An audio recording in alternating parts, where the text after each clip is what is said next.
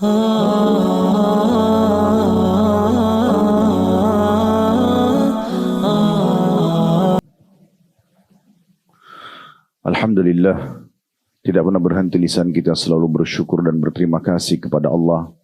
Sebagai seorang muslim dan mukmin, kita sangat yakin dalam hati kita dan kita jadikan sebagai prinsip hidup kita firman Allah Subhanahu wa taala dalam surah Ibrahim, surah nomor 14 ayat 7, la in syakartum la azidannakum. Tentu ini potongan ayat. Kalau kalian bersyukur kepadaku, maka pasti aku akan menambahnya. Tentu setiap orang sangat berkeinginan agar semua kebutuhannya dipenuhi oleh Allah Subhanahu wa taala, bahkan melimpah dan tidak pernah terputus. Dan kata kuncinya adalah bagaimana dia mensyukuri nikmat tersebut. Dan Allah mudahkan kita bersyukur dengan dua susunan kata ini, alhamdulillah. Terlalu banyak nikmat Allah Bapak Ibu sekalian kepada kita, dari pertama kita lahir sampai hari ini, dari makanan, minuman, pakaian, oksigen, tempat tinggal, dan segala macam hal yang sudah kita nikmati dan akan terus kita nikmati sampai menjelang ajal datang nanti, karena Allah tidak akan wafatkan satu sosok manusia atau satu jiwa ditarik dari jasad kecuali disempurnakan nikmatnya dan rezekinya. Oleh karena itu kita harus mensyukuri nikmat-nikmat ini. Termasuk hari ini Allah Subhanahu wa taala masih memberikan kita umur dan juga memudahkan kita untuk bersama-sama menjalankan salah satu kewajiban kita, salat duhur, apalagi berjamaah dan di rumah Allah. Dan juga kita akan menghadiri majelis ilmu yang memang wajib juga bagi setiap muslim dan muslimah untuk selalu mendalami ilmu tersebut. Maka alhamdulillah atas nikmat ini, dan pertahankanlah keislaman dan keimanan sampai setiap orang di antara kita wafat. Sebagaimana Allah kekalkan dalam firman-Nya, wala tamutunna illa wa antum muslimun. Dan jangan sampai kalian meninggal dunia kecuali dalam keadaan Islam. Dan jadi kita panjatkan salam hormat kita kepada manusia yang paling layak untuk dihormati, diucapkan salam hormat, dijadikan sebagai suri tauladan, diidolakan dan dicintai, bahkan mengalahkan kedua orang tua kita. Dialah Nabi besar Muhammad sallallahu alaihi wa ala alihi wa sahbihi wasallam, sebagaimana Allah telah perintahkan kita untuk mengucapkan salam hormat tersebut. Semoga saja umur kita yang tersisa ini semua diisi dengan ketaatan kepada Allah Subhanahu wa taala, kesempurnaan ilmu dan amal saleh, serta juga jauh dari segala macam pelanggaran, dan kita insya Allah bertemu dengan Allah Subhanahu wa taala dalam kondisi sempurna balasan amal-amal saleh kita, dan jauh dari segala macam hukuman karena pelanggaran-pelanggaran, serta juga diselamatkan dari segala macam permusuhan dengan manusia. Walaupun kita dimusuhi oleh manusia, itu tidak penting, karena kita justru beruntung di hari kiamat nanti. Tapi jangan kita yang memiliki permasalahan dengan siapapun. Kami terus mengingatkan diri kami dan jemaah sekalian menuju kepada kematian dan akhirat ini. Bawalah dua hal dan jangan bawa dua hal. Bawalah amal saleh, selalu sibuk dari amal saleh kepada amal saleh yang lain. Penuh keikhlasan dan keyakinan dalam hati akan balasan Allah Subhanahu wa taala terhadap amal-amal yang kita kerjakan, dan bawalah teman-teman yang saleh. Teman-teman yang baik, komunitas yang baik, serta jangan menuju kematian dan kepada akhirat bertemu dengan Allah membawa dua hal. Membawa dosa-dosa, tidak sempat taubat sebelum meninggal, serta juga membawa musuh-musuh yang nanti akan punya masalah dengan kita pada hari kiamat. Cobalah hidup di muka bumi ini selalu berada di posisi orang-orang yang aman dari makar Allah Subhanahu wa ta'ala. Baik, kita akan melanjutkan bedah buku kita seperti biasa. Bila Allah Subhanahu wa taala mudahkan, ditulis oleh Dr. Ahmad Mustafa Mutawalli hafidhahullah, masalah kunci sukses di alam kubur. Selalu kami ingatkan di judul buku ini setiap kali kita mulai materi kita, karena kajian kita ini cuma sebulan sekali. Kalau alam kubur adalah alam awal sekali akhirat, dan setiap orang di antara kita pasti akan melalui alam kubur tersebut. Sehebat apapun kita menjaga kesehatan kita, makanan yang sehat, udara yang asri, kemudian berolahraga yang cukup, istirahat yang cukup, tetap kalau ajal datang kita akan meninggal dunia, dan kita pun akan senasib dengan orang-orang yang sebelum kita, berbungkus dengan kain kafan, dimandikan, kemudian dibawa di geranda, lalu dimasukkan ke liang lahat. Itulah tempat awal kita menuju ke akhirat. Sebagaimana kata Utsman radhiyallahu anhu, inilah awal kehidupan akhirat. Yang lolos di sini sambil menuju kuburan, maka dia akan lolos di sana. Yang celaka di sini, maka akan celaka di sana. Maksudnya di timbangan amal dan nanti di hari kebangkitan. Inilah bahasan tentang awal alam akhirat kita. Yang setiap orang di antara kita sudah sangat dekat dengan liang lahat itu. Jangan sampai seseorang dari kita terlalaikan dan selalu menganggap, oh masih panjang waktu, masih lama, umur saya masih muda. Ajal kalau datang tidak pernah mengenal umur seseorang, tidak mengenal tempat, tidak mengenal jabatannya. Semua perangkat-perangkat dunia ini hanya akan jadi kenangan saja. Kalau kita meninggal dunia, orang hanya mengatakan, oh dulu dia tinggal di sini. Oh ini rumahnya dia. Oh ini mobilnya. Oh ini pakaiannya. Oh ini kendaraannya. Dan ini pasangan hidupnya. Ini anak-anaknya. Seminggu, 2 minggu, sebulan, setahun, 2 tahun akan dilupakan oleh manusia. Dan kita sedang menuju kepada hisab Tuhan kita Allah Subhanahu wa Ta'ala. Sangat bodoh kalau orang terus saja melalaikan akhiratnya, melalaikan tentang kehidupan kuburan yang sudah diberikan bocorannya oleh Nabi SAW. Kemudian dia sibuk dengan perbuatan-perbuatan justru yang membuat nanti dia berat di akhirat sana. Tidak usah peduli dengan perkataan orang. Kalau Anda difitnah, Anda digibah, maka itu tambahan amal saleh buat Anda. Selama apa yang mereka tuduhkan itu tidak benar, maka Anda berjalan saja. Allah berfirman, Inna Allah yudafi'u 'anil ladhina amanu. Allah akan membela orang-orang beriman dengan caranya. Kalau yang mereka tuduhkan itu benar, maka Anda tinggal introspeksi diri. Anda istighfar dan taubat kepada Allah Subhanahu wa Ta'ala, dan juga Anda mengembalikan hak-hak manusia. Bila memang masih ada di pundak Anda, maka Allah akan menyelesaikan permasalahan-permasalahan Anda. Nabi SAW selalu mengingatkan tentang masalah kuburan. Beliau mengatakan, kuntu nahaitukum an ziyaratil kubur fazruha fa inna tudzakirul akhirah. Dulu di Mekah saya pernah melarang kalian ziarah kubur. Karena di sana masih belum banyak kuburan kaum muslimin, masih banyak kuburan orang-orang kafir. Setelah hijrah ke Madinah sudah ada pemakaman muslimin, maka sekarang ziarahilah kubur itu karena dia akan mengingatkan akhirat. Kalau Anda merasa hati Anda sudah mulai agak keras, pikiran Anda sudah mulai jauh dari Allah Subhanahu wa Ta'ala, mata ini sudah malas untuk melihat cuplikan-cuplikan yang membawa kepada keimanan dari ceramah atau tafakkur tentang kebesaran Allah Subhanahu wa Ta'ala, maka Anda bisa segera datang ziarah kubur, duduk sejenak beberapa menit merenungi gundukan tanah dan batu nisan itu, di bawahnya ada manusia seperti Anda, dan Anda pun akan senasib dengan dia. Bahkan mungkin orang itu lebih sempurna daripada kita. Mungkin lebih sebentar secara paras wajah, fisik, warna kulit, kekayaan, jabatan, dan seterusnya. Maka akan mengingatkan kita. Begitu juga pada saat telinga sudah tidak ingin lagi mendengarkan kebaikan-kebaikan dari majelis ilmu, tidak mau lagi dengar tilawah Al-Quran, tangan ini sudah tidak berat untuk bersedekah, atau menyentuh kebaikan-kebaikan, atau kaki melangkah kepada tempat-tempat yang baik. Semua ini harus segera kita selamatkan sebelum terlambat. Karena makin kita lalaikan dan biarkan, maka makin berat nanti di alam barzah dan juga di alam akhirat sana. Nah ini yang sedang dibahas oleh Dr. Mustafa atau Dr. Ahmad Mustafa Habibullah, masalah bagaimana kita sukses di alam kubur. Dan alhamdulillah kita sudah menyelesaikan kurang lebih 14 bab atau 14 poin ya. Yang terakhir tentang membaca Al-Quran dan juga sedekah. Sekarang kita masih membaca atau membahas poin ke-15. Khusus ini bagian substansial dari bahasan Al-Quran, yaitu menjaga bacaan surah Al-Mulk dan mengamalkan kandungannya. Kalau masih ingat pertemuan yang lalu terakhir saya bilang kita akan bahas pertemuan akan datang full tentang tafsir dan makna-makna surah Al-Mulk. Benar gak? Iya. Maka kita akan bahas ini insya Allah. Lalu kemudian pertemuan akan datang kita akan lanjutkan poin ke-16.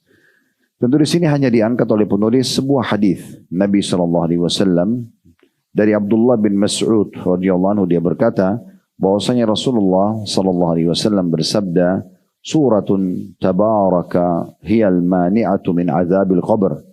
Surah Tabarak atau Al-Mulk benar-benar menjadi penghalang dari siksa kubur. Itu tentu di bawah ada footnote-nya, disebutkan hadis yang sahih oleh Syekh Albani dalam silsilah hadis as-sahihah. Bicara masalah surah Al-Mulk. Al-Mulk artinya kerajaan. Tentunya adalah kerajaan. Artinya Allah Subhanahu wa Ta'ala sedang menjelaskan tentang kerajaannya Allah. Dan tentunya ini kerajaan yang sebenarnya. Kerajaan yang sebenarnya. Kerajaan yang tidak ada keraguan di dalamnya. Itu ya. Dan tentu potongan kata al-mulk diambil dari potongan ayat pertama. Tabarakalladzi biyadihil mulk wa huwa ala kulli syai'in qadir. Nanti akan kita masuk lebih dalam ke masalah tafsir. Surah ini, teman-teman sekalian, kalau kita lihat tadi hadis Ibnu Mas'ud, disebutkan bahwasanya surah yang akan menjadi penghalang dari siksa kubur. Inilah juga sebabnya kenapa Dr. Ahmad mengangkatnya menjadi salah satu penyebab kunci sukses di alam kubur. Rutinnya seseorang membaca surah tentang kerajaan Allah Subhanahu wa taala ini. Surah ini teman-teman sekalian turun di Mekah, dikenal dengan surah Al-Makkiyah. Semua surah-surah yang turun di Mekah dikenal dengan surah Makkiyah. Surah-surah yang turun di Madinah dikenal dengan surah Madaniyah. Yang sudah masyhur di kalangan para ulama adalah surah-surah Makkiyah berbicara tentang umat-umat sebelum kita, tentang kebesaran Allah Subhanahu wa taala, tentang surga dan neraka. Karena memang ini fase awal Islam, 13 tahun dakwah Nabi SAW di Mekah, itu semuanya membutuhkan keimanan. Oleh karena itu teman-teman kalau ingin menambah imannya, cari surah-surah Makkiyah. Semua surah-surah Makkiyah. Biasanya ini berkumpul di juz 28, 29, 30, ini rata-rata surah-surah Makkiyah. Ya. Bagi anda yang mau tadabbur, kami ingatkan dan bisa mulai dari surah-surah di juz-juz terakhir ini. Ya, terutama di juz 30 saja dimulai, yang biasa dikenal juga di negara kita dengan juz amma, karena dimulai dengan surah Naba amma yatasa'alun, maka sampai ke belakang ini umumnya surah-surah Makkiyah. Pendek-pendek dan berisi tentang peringatan masalah keimanan. Kalau 10 tahun fase Madinah dikenal dengan surah-surah Madaniyah, ini umumnya berlaku tentang masalah hukum-hukum. Tentang peperangan-peperangan Nabi SAW, tentang bagaimana kita mengenal sifat-sifat orang kafir dan orang-orang munafik, gitu ya. Itu umumnya berisikan surah-surah Madaniyah. Nah ini surah Al-Mulk adalah salah satu dari surah-surah Makkiyah yang dipastikan berarti salah satu fungsinya untuk menambah keimanan kita. Dan surah ini terdiri dari 30 ayat sebagaimana sudah tidak asing ya bagi kita semuanya. Dan ada beberapa riwayat tentang masalah surah Al-Mulk. Banyak diantaranya lemah, ya banyak diantaranya lemah secara sanad. Sanad itu maksudnya jalur hadis, orang yang meriwayatkan hadisnya. Ya, kalau secara matan isi hadis umumnya hampir sama, mirip-mirip. Tapi secara sanad ada beberapa yang lemah, gitu ya. Tetapi hadis-hadis lemah ini biasanya dia tidak akan ditolak kalau dia tidak bentrok dengan hadis yang sahih atau hadis yang hasan.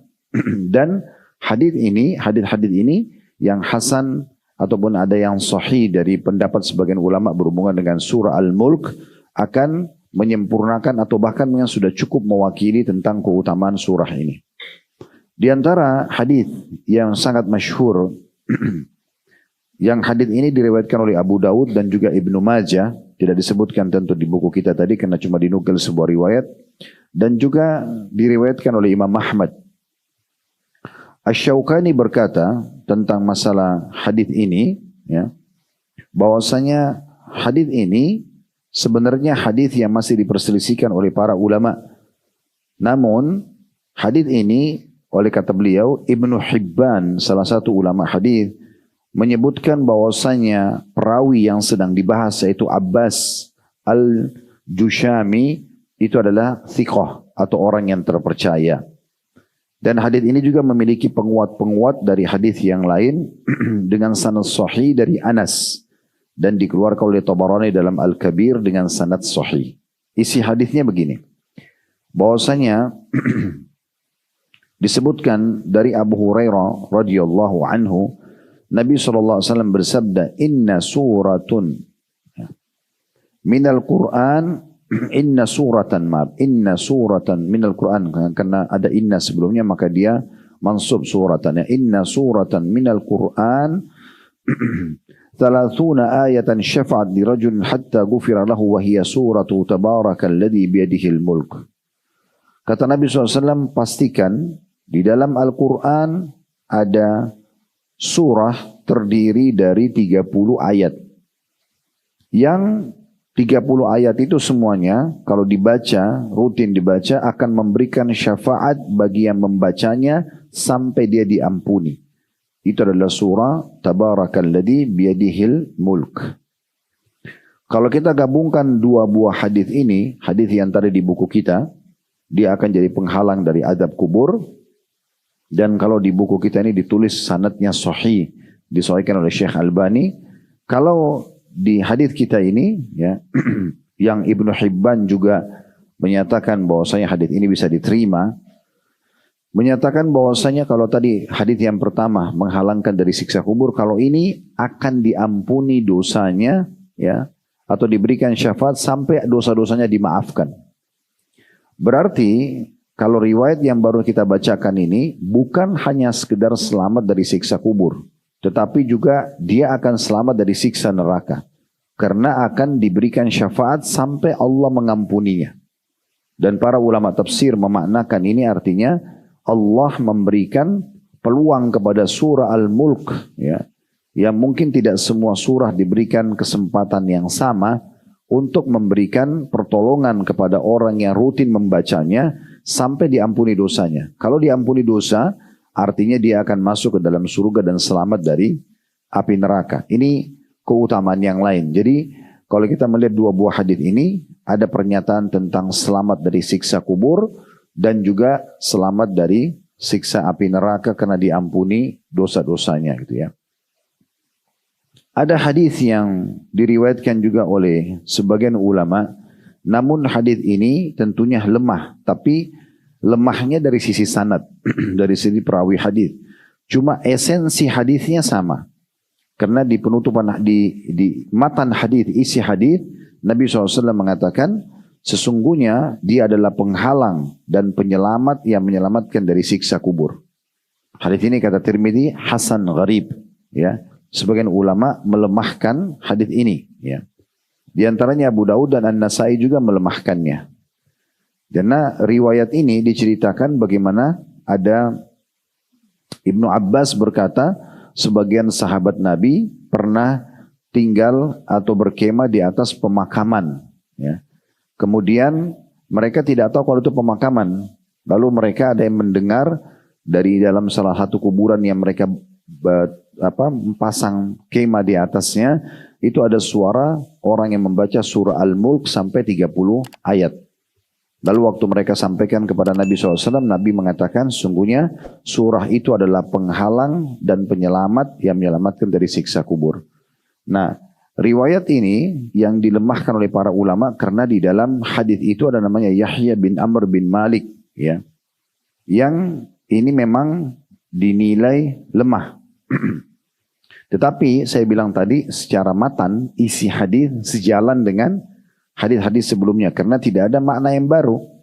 Cuma disampaikan oleh Nabi SAW dalam hadis tersebut memang akan jadi penghalang dari siksa kubur dan sejalan dengan hadis yang ada di buku kita yang tadi disahihkan oleh Syekh Albani.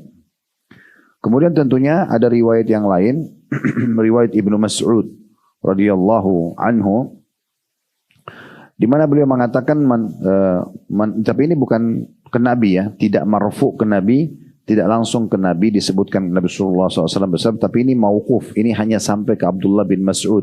Dan ini ada umumnya ulama yang menghasankan riwayat ini atau mensahihkannya. Abdullah bin Mas'ud mengatakan, man qara tabarakalladzi biyadihil mulk kulla lailah mana'ahu Allahu biha min adzabil qabr. Wa kunna fi ahdi Rasulillah sallallahu alaihi wasallam nusammiha al-mani'ah. Wa innaha fi kitabillahi suratun man qara biha fi kulli lailah faqad aktsara wa atab. Artinya bahwasanya Abdullah bin Mas'ud berkata, barang siapa membaca tabarakalladzi biyadihil mulku wa huwa ala kulli syai'in qadir, setiap malam, di sini ada tambahan setiap malamnya, maka Allah akan menghalangi dari siksa kubur. Kami di masa Rasulullah SAW menyebutkan surah Al-Mulk ini sebagai Al-Mani'ah atau penghalang dari siksa kubur. Dia adalah salah satu surah dalam kitabullah. Barang siapa yang membacanya setiap malam, maka ia telah memperbanyak dan telah berbuat kebaikan. Maksudnya memperbanyak pahalanya dan dia telah membuat, ya, kebaikan. An-Nasai dalam kitab Al-Kabir di jilid 6 halaman 179 meriwayatkan ini dan Al-Hakim mengatakan sahih hadisnya.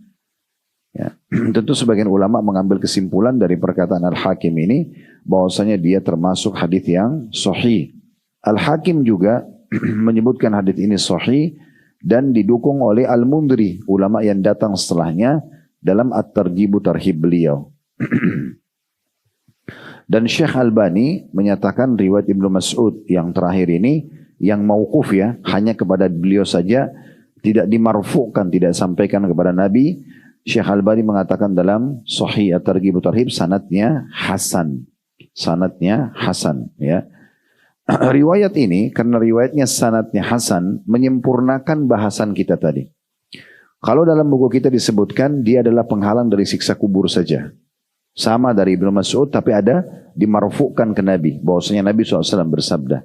Riwayat yang tadi kita sebutkan Abu Hurairah menyebutkan bahwasanya dia akan memberikan syafaat dan mengampuni pembacanya ya sampai Allah mengampuninya. Berarti maknanya dia akan selamat dari siksa kubur dan siksa neraka karena akan diampuni dosa-dosanya, gitu ya. Kemudian riwayat yang baru kita baca tentang Ibnu Mas'ud tapi mauquf hanya sampai ke beliau saja. Ini sebagaimana sudah kita sampaikan tadi. Kalau riwayat ini menjelaskan kepada kita bahwasanya dia akan menjadi penghalang dari siksa kubur dan juga memperbanyak ya tambahan amal dan telah berbuat kebaikan. Cuman ada tambahan dibaca setiap malam. Ya, bisa bermakna setiap malam di sini adalah memang sebelum tidur. Bisa juga bermakna adalah dia baca dalam sepanjang hari itu. Ya, misalnya seseorang menyicilnya gitu ya. Menyicilnya dia baca berapa ayat di sholat duhanya, nanti berapa ayat lagi di sholat qobliyah, di sholat. Intinya dia menyelesaikan 30 ayat tersebut dalam sehari gitu ya. Kalau kita mengambil satu kesimpulan umumnya ya. Tapi kalau ada orang yang tidak sempat membaca dalam keseharian, dia mau baca sebelum tidur, semoga saja ya itu masuk dalam makna ini ya. Walaupun hadis yang terakhir ini ada juga yang melemahkannya ya, tapi kita berpegang pada perkataan yang sudah kami sampaikan tadi. Al-Hakim mengatakan sahih, Al-Mundhiri juga menukil itu dan mengatakan sahih, dan Syekh Albani menghasankannya, disebutkan dalam Sahih At-Targhib At-Tarhib. Tentu masih banyak ayat-ayat yang lain atau hadis-hadis yang lain yang bicara tentang masalah surah Al-Mulk, namun kita rasa itu sudah mewakili ya, sudah mewakili tentang masalah yang kita butuhkan di sini. Baik, sekarang kita akan masuk coba ke masalah surah Al-Mulk ini ya. Secara tafsir ya, kita ingin membahas secara tafsir. Kita mulai dari surah Al-Mulk itu sendiri di ayat pertama. Surah Al-Mulk ini dimulai 30 ayat ini tentunya dimulai dari surah atau ayat pertama Tabarakalladzi biyadihil mulk. Beda dengan Al-Fatihah. Al-Fatihah 7 ayat dan ayat pertamanya bismillah ya. Di sini bismillahnya tidak masuk dalam hitungan ayat. Berarti 30 ayatnya itu mulai dari Tabarakalladzi biyadihil mulk. Allah Subhanahu wa taala membuka surah ini. Bapak Ibu sekalian silakan dibuka surah Al-Mulk di handphonenya atau punya mushaf. Bisa dilihat ya. Tabarakalladzi biyadihil mulku wa huwa ala kulli syai'in qadir. Tabarak itu artinya maha suci. Ya. Maha berkah. Dan ini adalah salah satu dari nama-nama dan sifat-sifat Allah Subhanahu wa taala. Biasa kita bilang tabaraka wa taala. Maha berkah, maha suci, ya, maha tinggi Allah Subhanahu wa taala. Dan memang Allah Subhanahu wa taala memiliki sifat-sifat yang sangat sempurna. Kalau ada salah satu dari sifat-sifat Allah Subhanahu wa taala itu yang juga ada pada manusia, seperti sifat Allah Ar-Rahmanur Rahim, Maha Pengasih dan Maha Penyayang. Ada potensi kita menyayangi sebagai manusia dan juga mengasihi. Tetapi tentu beda sekali antara kita dengan Allah Subhanahu wa taala. Di antara salah satu perbedaan dasarnya saja, kalau manusia itu memiliki sifat kasih dan sayang sangat terbatas. Hanya pada orang yang dia cenderung padanya. Kalau orang sudah pernah berbuat salah saja sama dia, maka sangat berat bagi manusia untuk bisa menerimanya kembali. Mengasihinya, menyayanginya seperti awal. Kalaupun dia memaafkan, maka mungkin untuk mengembalikan rasa sayang dan kasih seperti awal itu sulit sekali bagi manusia. Dan sangat berbeda dengan Allah subhanahu wa ta'ala. Karena sifat Allah ini sempurna dan abadi. Tidak akan berubah. Kalau orang mendapatkan Rahmanur Rahimnya Allah, maka selamanya. Termasuk orang yang sudah melakukan kesalahan, kemudian dia taubat kepada Allah, Allah akan mengembalikan sifat Rahman Rahimnya. Walaupun tadinya Allah marah karena dia buat maksiat, tapi karena dia meninggalkan, maka akan kembali sempurna seperti awal. Beda dengan manusia. Makanya kalau kita lihat juga sifat-sifat Allah yang lain seperti Ghafur, Ghaffar, yang maha pengampun, ya, dan suka mengampuni hamba-hambanya, ini maknanya abadi. Tafsirnya adalah sifat Ghafur dan Ghaffar, kata ulama, maknanya adalah suka mengampuni hambanya walaupun dia mengulang-ulangi dosa selama dia kembali kepada Allah. Dan ini tidak mungkin dimiliki oleh manusia. Tidak mungkin dimiliki oleh manusia, gitu ya. Sebagaimana juga sifat Allah subhanahu wa ta'ala yang lain seperti syadidul iqab. Allah maha berat siksaannya. Ini memang dengan makna yang sebenarnya. Allah kalau menghukum tidak akan ada yang sama dengan hukumannya. Pasti paling berat, ya. Lebih berat daripada semua hukuman manusia. Allah mengatakan maha suci, maha berkah Allah subhanahu wa ta'ala yang di tangannya lah segala kerajaan. Nah ini sebab dinamakan surah kita, surah Al-Mulk, dari kata-kata biyadihil mulk. Dan ini makna yang sebenarnya. Semua yang Bapak Ibu coba datangkan di benaknya sekarang, yang Anda kenal raja, yang Anda anggap dia raja berkuasa di muka bumi ini, dan punya banyak sekali melimpah harta, lama untuk menjabatnya, waktunya lama, misalnya sampai 30 tahun, 40 tahun menjadi raja, misal contoh, keturunannya banyak, segala macam lah, ya. Tentu kalau kita mau tarik ke nabi-nabi ini, Nabi Sulaiman alaihissalam, yang betul-betul kerajaannya digambarkan dalam Al-Quran, itu sampai bisa memerintah jin, ya, dan menjadi pasukannya, serta juga bisa berbicara dengan bahasa hewan, ya. Kita lihat dalam surah An-Naml digambarkan Nabi Sulaiman faham tentang bahasa burung, burung hudhud, yang melaporkan tentang keberadaan Ratu Balqis yang menyembah matahari. Kemudian akhirnya Nabi Sulaiman mendakwahi mereka sampai mereka masuk kepada agama Allah. Juga tentang bagaimana surah An-Naml sendiri bicara tentang semut. Bagaimana Nabi Sulaiman AS mendengar suara ratu semut yang berbicara menyuruh agar seluruh kelompok dia masuk ke dalam lubang. Jangan sampai Nabi Sulaiman menginjak mereka dan akhirnya mereka mati tanpa Sulaiman alaihissalam menyadarinya. Maka Nabi Sulaiman memberhentikan semua pasukannya hanya karena mendengar ucapan ratu semut tersebut. Nah ini digambarkan seperti itu. Maka semua itu adalah kerajaan yang sangat kecil. Tujuannya Allah subhanahu wa ta'ala memperkenalkan ini agar kita menyadari kalau kita sebenarnya berada di bawah kerajaan yang sangat besar. Presiden dengan wilayahnya, raja dengan wilayah itu kecil sekali, lingkupnya kecil. Dan mereka sama dengan kita, makhluk juga. Maka kita hanya taat kepada para pemimpin kita di saat mereka taat kepada Allah subhanahu wa ta'ala.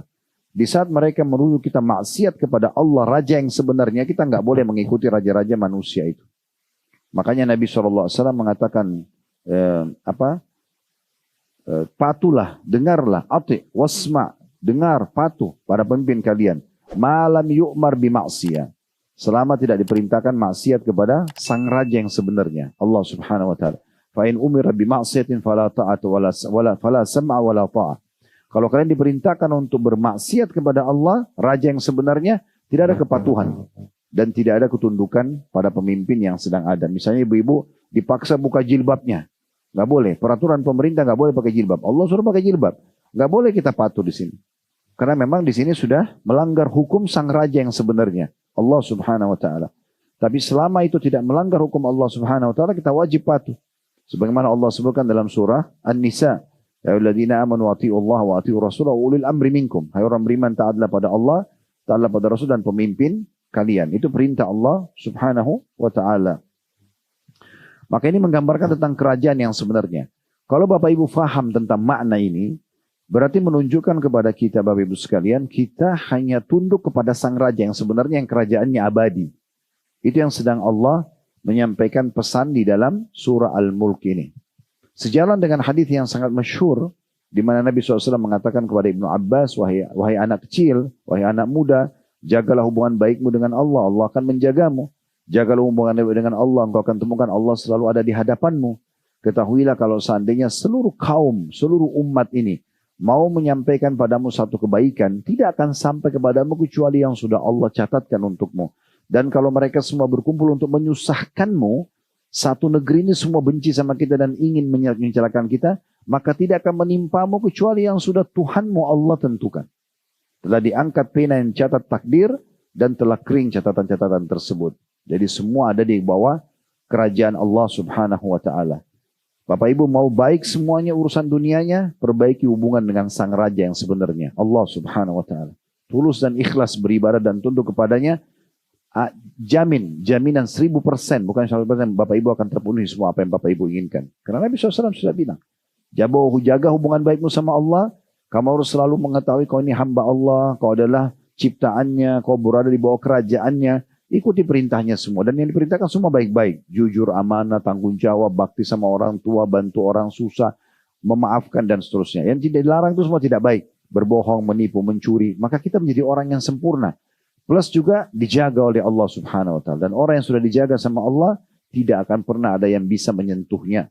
Tidak akan pernah ada yang bisa menyentuhnya. Tidak akan ada yang bisa menyusahkan dia.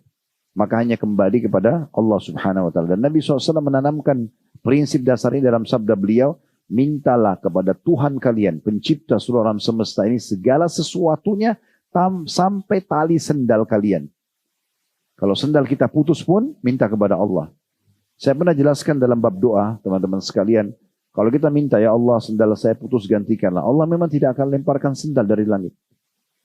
Tapi bagaimana? Allah buat sebuah sistem, dikenal dengan sunnatullah. Kita kalau berdoa, ya Allah tolong sembuhin saya. Allah nggak akan lemparkan obat dari langit.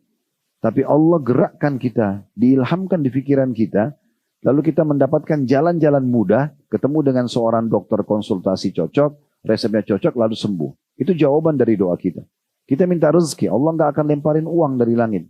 Tapi Allah buat muncul ide kita untuk membuka usaha, bertemu dengan seseorang yang tawarkan usaha, kita dapat penawaran kerja, intinya kita akan terpenuhi dan akhirnya kita mendapatkan kebutuhan kita. Nah begitu juga pada saat kita sakit, kita ingin dapat dokter yang cocok, konsul cocok, maka kita akan sembuh. Semua itu jawaban dari doa kita. Dan semua on proses, semua pasti ada prosesnya. Sabar.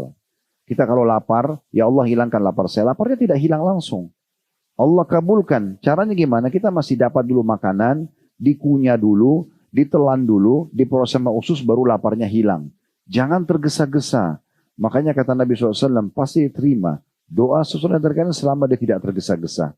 Kata para sahabat, ya Rasulullah, bagaimana ciri orang tergesa-gesa? Dia bilang, saya sudah berdoa, belum dia jawabannya, maka dia tinggalkan doa tersebut. Padahal mungkin tinggal beberapa kali lagi dia berdoa, mungkin tinggal sekali lagi. Sabar. Dan dalam proses doa tersebut kepada Allah Subhanahu wa ta'ala dipastikan ada pahala yang dicatatkan. Makin banyak kita berdoa, maka makin banyak pahala yang kita dapatkan. Ya, sampai kata Nabi SAW, kalau Allah mendengar sebuah doa yang indah dari seorang hamba, Allah terlambatkan jawabannya agar hamba tersebut tetap dalam doanya. Bayangkan kalau kita lagi sakit, kita bilang, ya Allah sembuhin saya, tiba-tiba sembuh. Kita masih berdoa? Berhenti. Tapi kalau Allah kasih waktu seminggu, sebulan, saat itu terus kita memohon kepada Allah. Kalau kita lihat besar kadar pahalanya di hari kiamat, Bapak Ibu sekalian, kita berharap berdoa seumur hidup kita. Karena memang besarnya pahala. Jadi dalam proses ibadah itu, semua sudah dicatat pahala. Maka jangan anggap ada yang sia-sia. Tanamkan pada dalam diri kita sifat-sifat Allah. Allah itu maha melihat, Allah maha mendengar, Allah maha mengetahui, Allah mampu mengerjakan apa saja. Ini semua sifat-sifat yang mulia dari Allah Subhanahu wa ta'ala. Itulah Allah tutup di surah Al-Mulk ayat 1 ini. Wa huwa ala kulli syai'in qadir. Dan ketahuilah, tanamkan di beginang kalian baik-baik. Dia maha kuasa atas segala sesuatunya. Suami ibu-ibu keras kepala, nggak mau sholat, nggak mau ini, nggak mau gitu, nggak mau cari halal. Allah pemiliknya. Nggak usah sibuk terus nasehatin dia, ribut sama dia. Sujud minta sama Allah. Tuhannya ada. Biarkan Allah yang mengubahnya. Itu kalau Anda serahkan sepenuhnya pada Allah, itu selesai urusannya. Anak Ustaz, anak saya ini sakit, tidak sembuh-sembuh. Anak saya nakal, nggak mau dengar. Itu ada Tuhannya, Allah. Kita nggak pernah punya andil di satu helai rambutnya. Tidak pernah kita pilih jenis kelaminnya, warna kulitnya. Yang kasih kita itu Allah. Yang berikan kita punya status ayah dan ibu Allah. Minta kepada Tuhannya. Ini kekuatan akidah seseorang muslim. Hanya kembali kepada Tuhannya. Karena wahuwa ala kulli syai'in qadir. Allah mampu atas segala sesuatunya. Kita sakit, kita mau kerjaan, mau apa saja. Intinya sebenarnya ibadah itu teman-teman sekalian adalah manja sama Allah. Kenapa kita nggak mau gitu? Bagaimana kita bermunajat dan sepenuhnya selalu merengek dan minta kepada Allah SWT. Makin sering kita merengek, makin sering kita manja sama Allah, maka Allah makin memberikan kepada kita. Itu poinnya. Ayat keduanya, Allah memperkenalkan dan menyampaikan kepada kita tentang masalah Allah menciptakan kita ini kan ada tujuannya. Ya, di dalam ayat 2-nya, Alladzi khalaqal mauta wal hayata liyabluwakum ayyukum ahsanu amala wa huwal azizul ghafur. Dialah Allah yang telah menjadikan atau menciptakan mati dan hidup, ya, supaya dia menguji kamu. Siapa di antara kamu yang lebih baik amalnya? Diuji. Amal wajib, amal sunnah. Siapa yang mau maksimal kerjakan, maka beda tingkatan di surganya nanti. Ya, siapa yang mau wajib saja, maka lebih sedikit. Siapa yang kerjakan sunnah, tinggalkan wajib, maka tidak diterima bagi dia. Karena memang amal wajib ditinggalkan. Siapa yang buat maksiat akan kena hukuman.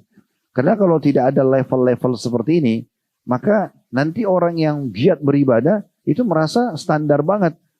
Dia sholat sunnah sama wajib, sama pahalanya dengan orang yang cuma sholat wajib saja. Nanti akan merasa ada rasa cemburu. Maka Allah SWT memberikan ujian buat kita, siapa yang mau lebih baik amalnya. Dia pasti akan dapat lebih baik lagi. Pahalanya itu yang dimaksud di sini. Dan Allah mengatakan dia maha perkasa. Maksudnya dia akan membela orang-orang yang memang mengisi waktunya dengan kebaikan-kebaikan. Dan dia maha pengampun kalau ada di antara hamba-hamba tersebut yang buat kelalaian, ibadahnya punya kekurangan, dia akan mengampuninya. Kalau dia berbuat salah, dia bertobat, Allah akan maafkan. Ini sifatnya maha sempurna. Bayangkan kalau kita kerja di satu tempat, tempat itu tidak mau tahu kalau kita punya kekurangan atau kesalahan. Kita kan akan kerepotan. Tapi Allah Subhanahu wa taala memberikan peluang bagi orang yang belum sempurna hari ini sholatnya, bisa sempurnakan yang selanjutnya. Sempurnakan lagi seterusnya. Begitu perbaikin. Ya, Allah itu ya akan selalu mengampuni kekurangan dan juga Allah akan memaafkan kalau orang punya kesalahan. Lalu Allah memperkenalkan di ayat 3 tentang kerajaannya yang maha besar. Satu ayat ini Bapak Ibu sekalian di ayat 3 surah Al-Mulk sudah cukup mewakili, membantah dan mengalahkan semua kerajaan raja-raja dunia. Alladzi khalaqa sab'a samawatin tibaqan ma tara fi khalqir rahmani min tafawut. Farji'il basara hal tara min futur. Yang artinya Allah yang telah menciptakan 7 langit berlapis-lapis. Kalau satu ini yang kita lihat di mata atas kepala kita ini cuma langit pertama. Allah beri bocoran kepada kita ada 7 lapis langit. Di atasnya ada lagi langit kedua, ketiga, keempat, kelima, keenam, ketujuh. Itu nggak bisa dijangkau oleh mata manusia. Langit pertama saja ini Allah ajak kita bicara. Allah berbicara sama kita, coba renungi baik-baik. Yang langit pertama saja ini, kamu sekali-kali tidak melihat pada ciptaan Tuhan yang maha pemurah sesuatu yang tidak seimbang atau tidak kalian temukan cacatnya, ya. Maka lihatlah berulang-ulang. Coba lihat ke langit itu setiap hari, sama di pagi hari, di siang hari, di sore hari, di malam hari, lihat berulang-ulang, maka kamu lihat sesuatu yang tidak seimbang atau adakah sesuatu yang kamu lihat di situ yang ada cacatnya, ada kekurangannya, ya. Kita nggak bisa lihat ada retakan kah, ada sesuatu yang jelek kah? Tidak pernah ada manusia yang bisa mengatakan kok jelek banget ya langit ini. Sulit dia membahasakan. Di saat tidak ada awan tetap indah dengan birunya. Di saat ada awan juga punya pemandangan yang indah. Mendung itu pun turun hujan, sebuah keajaiban yang sangat besar. Walaupun mungkin kita lihat petir segala macam. Tapi itu pemandangan kalau dibuat dalam sebuah film, laku filmnya itu. Banyak orang beli film-film horor serem karena itu bagi dia membeli, menjual itu. Kenapa kita melihat ini nggak melihat sebuah keajaiban? Saya kadang-kadang melihat beberapa Instagram di salah satu beberapa akun gitu ya, saya tidak sebutin karena memang saya kebetulan buka dan saya lihat gitu. Mereka cuma menukil beberapa pemandangan hujan pada saat turun. Ada yang hujan turun di saat langit masih terang, ya, tapi hujan turun. Bagaimana air itu netes, kemudian kena ke pepohonan, lalu didekatkan kameranya sehingga air netes itu kelihatan sekali mengenai daun-daun, mengenai bunga-bunga. Ada yang sampai mengenai tubuh hewan-hewan misalnya. Ada yang manusia terkena dengannya. Dan Allah memang menyebutkan dalam banyak ayat ya. Kalau kita ingin kolerasikan ayat-ayat ini dengan ayat lain banyak sekali. Tentang masalah hujan pun ini luar biasa. Keajaiban yang sangat besar. Di mana Allah menyebutkan kalau dia turun maka akan membuat gembira makhluk Allah. Karena dengan itu tumbuh-tumbuhan tumbuh misalnya ya. Manusia pun merasa senang. Kita kalau merasa lagi gerah. Atau misalnya kita lagi sumpah pun kalau Bapak Ibu mungkin di belakang rumah mungkin tidak kelihatan sama orang. Anda mau mandi hujan itu bagian daripada sunnah Nabi SAW gitu ya. Karena Nabi SAW kalau turun hujan beliau membuka imamahnya. Dan bahkan membuka sebagian dari kerah baju beliau. Membiarkan air hujan turun lalu beliau mengatakan sungguh air ini baru turun dari rahmat Tuhannya. Ya. Karena air yang kita pakai ini kan air yang sama. Dari awal diciptakan air ini aja yang kita pakai. Tapi dengan kita sudah tahu secara ilmiah dengan panasnya terik matahari kayak sekarang dia menguap ke langit lalu kemudian difilter lagi ya seperti kalau kita air filteran di rumah ada filternya itu difilter di awan diturunkan lagi sudah steril padahal air itu yang tadinya dipakai oleh manusia hewan-hewan segala macam itu ya maka ini sebuah tanda-tanda kebesaran Allah Subhanahu wa taala. Jadi pemandangan yang kadang-kadang kita takut pun misalnya gelap guntur itu sebuah keajaiban. Siapa yang membuat itu? Bisa gelap, petir sana sini, suara guntur, hujan turun dengan kadar air tertentu, nanti akhirnya berhenti. Ini semua keajaiban yang luar biasa. Maka kita tidak akan pernah menemukan celah-celah yang bisa membuat itu tidak berimbang atau ada cacatnya. Saya juga baru beberapa waktu lalu tidak sengaja melihat di Instagram, ada satu orang, dia mengadakan eksperimen dari dia, kameranya dibeli yang sangat canggih, terus dipasangkan seperti topi di kamera itu supaya menutup dari cahaya, dan dia khusus untuk memoto serangga-serangga kecil yang kadang-kadang tidak nampak dengan mata manusia. Itu subhanallah, di situ diangkat, diberikan gambaran, lihatlah bagaimana keajaiban ciptaan Allah. Dan di situ dilihat itu serangga kecil, bagaimana bentuk matanya, bagaimana susunan bulunya, warnanya, karena kasat mata kita nggak bisa lihat. Tapi dengan kamera itu kelihatan. Jadi banyak sekali makhluk Allah yang berlimpah di sekitar kita. Itu keajaibannya luar biasa gitu ya. Nah ini semua Allah Subhanahu wa taala melihat. Coba lihat ciptaan Allah. Di mana kalian bisa menemukan celah buruknya. Ya. Jeleknya sebuah benda di mata manusia. Itu belum tentu jelek di dalam sisi penciptaannya. Seperti contoh Anda pernah lihat ikan. Di lautan ada ikan yang bagus sekali bentuknya. Indah warnanya. Ada juga ikan yang seperti di mata manusia buruk karena seperti batu jelek mungkin di mata manusia ya. Tapi itu kalau diadakan penelitian ilmiah ditemukan keajaiban yang luar biasa di ikan-ikan seperti ini. Ada yang hidup di kedalaman 3.000 meter di bawah lautan yang manusia nggak bisa masuk, bisa pecah gendang telinganya kalau masuk ke situ ya. Tapi mereka bisa hidup di sana. Ini semua tetap ada keajaiban luar biasa. Ada keajaiban yang luar biasa gitu ya. Ini yang dimaksudkan dengan ayat ini. Lalu Allah mengatakan di ayat 4-nya, "Tsummarji'il basara qarrataini yanqalib ilaikal basaru khasi'an wa huwa hasir." Kata Allah kemudian pandanglah sekali lagi, niscaya penglihatanmu akan kembali kepadamu. Lihat ke langit-langit itu, lihat ke langit, turunkan, lihat lagi. Turunkan, lihat lagi, berulang-ulang kata Allah. Lalu setelah selesai, kamu sudah merasa capek beberapa kali, ulangi sekali lagi yang terakhir. Niscaya penglihatanmu akan kembali kepadamu dengan tidak menemukan sesuatu cacat dan penglihatanmu itu pun dalam keadaan payah. Susah payah untuk mencari kekurangan tidak akan ditemukan. Yang kita tahu para ilmuwan-ilmuwan ya dan subhanallah kata para ulama-ulama muslim, Allah Subhanahu wa taala membuat para peneliti di langit, di kedalaman lautan, di gunung-gunung yang tinggi di sana, di tengah-tengah hutan, ya itu kebanyakan orang-orang ateis. Kenapa orang-orang ateis? Karena mereka belum yakin sama Allah. Orang-orang muslim sudah yakin sama Allah. Ini semua ciptaan Allah selesai. La ilaha illallah. Tidak ada Tuhan, pencipta, pemilik, penguasa yang mengatur semua ini kecuali Allah. Karena mereka belum yakin, Allah buat mereka meneliti. Akhirnya mereka ada yang masuk Islam karena melihat keajaiban langit, ada yang masuk Islam karena melihat keajaiban lautan, karena melihat hewan-hewan dan segala macam hal.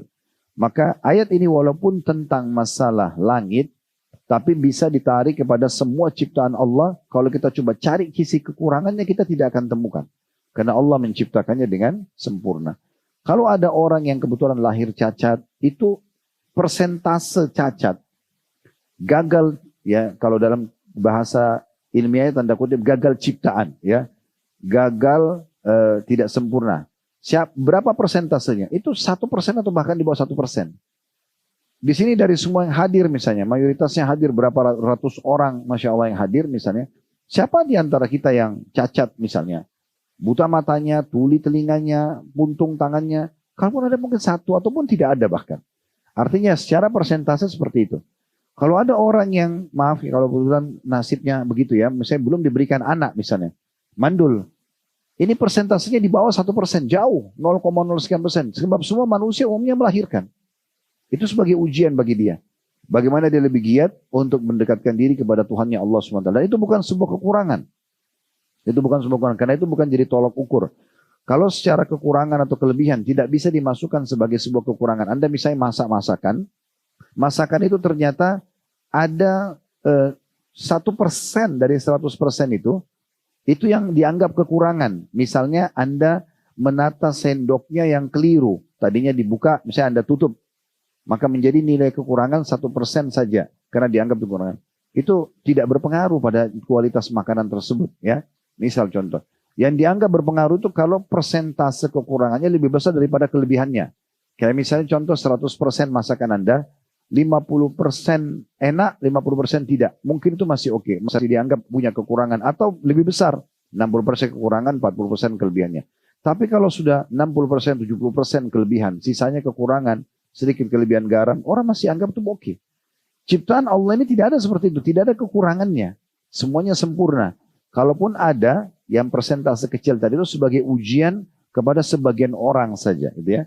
Yang dengan itu pun Allah Subhanahu wa taala memberikan dia derajat yang tinggi. Sebagai contoh, kata Nabi SAW, ya, Allah berfirman dalam hadis qudsi, hadis sahih,